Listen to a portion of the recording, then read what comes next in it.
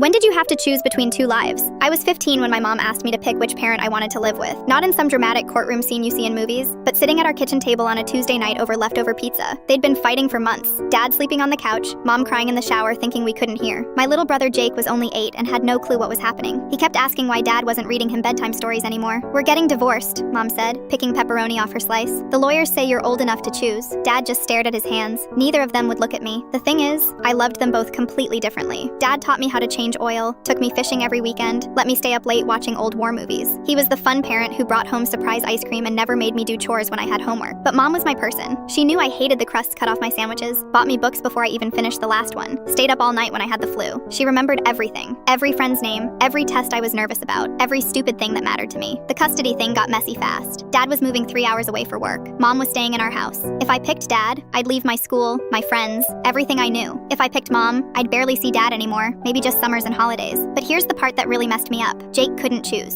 At 8, the court said he was too young. Whatever I decided, he'd have to do the opposite. They were splitting us up to be fair. So really, I wasn't choosing between my parents. I was choosing which kid got which parent. If I went with dad, Jake stayed with mom. If I stayed with mom, Jake went with dad. I knew Jake needed mom more than me. He still had nightmares, still needed help with homework, still cried when he scraped his knee. But I also knew dad would be completely alone if neither of us picked him. I spent 2 weeks thinking about it. Lost 15 pounds because I couldn't eat. My grades went to hell. My best friend Ashley kept asking what was wrong. But how do you explain that your family is making you choose who gets abandoned? The night before I had to decide, Jake crawled into my bed. "Are you gonna live with dad?" he whispered. I told him I didn't know yet. He was quiet for a long time, then said, "I hope you pick mom. I don't want to be alone with her when she cries." That's when I realized Jake knew everything. He heard the fights, saw mom crying, noticed dad sleeping on the couch. He was just 8, but he wasn't stupid. So I made my choice. I picked dad, not because I loved him more, but because Jake needed mom, and mom needed Jake. Dad needed someone too, but he was stronger. He could handle being alone better than an 8-year-old could. The day I moved, Jake helped me pack. He put his favorite stuffed dinosaur in my suitcase, and said I could keep it until I came back. I didn't have the heart to tell him I might not come back for a really long time. Living with dad was harder than I thought. New school, no friends, and dad working 60 hours a week to afford the bigger apartment he got so I'd have my own room. We ate a lot of takeout and watched a lot of TV in silence. But the worst part was the phone calls home. Jake would tell me about school and his new teacher, and I could hear him getting quieter each week. Mom would get on and try to sound cheerful, but I could tell she was struggling too. 6 months in, dad sat me down and said something I'll never forget. "You know this isn't permanent, right? If you want to go back, we can figure it out." I told him I was fine, that I liked it there. He laughed, but not in a mean way. "Kid, you've been miserable since day one. You think I can't tell?" That's when I started crying. Really crying. Like I hadn't since the whole thing started. I told him about choosing between him and Jake, about feeling like I abandoned my little brother, about being scared he'd forget me. Dad held me while I cried and said, "You didn't choose between lives, honey. You chose to sacrifice yours so everyone else could keep theirs." We worked out a different plan. I moved back with mom and Jake, but spent every summer and most holidays with dad. It wasn't perfect, but it was better. Jake got his big sister back, mom got help with everything, and dad got regular visits instead of a miserable teenager.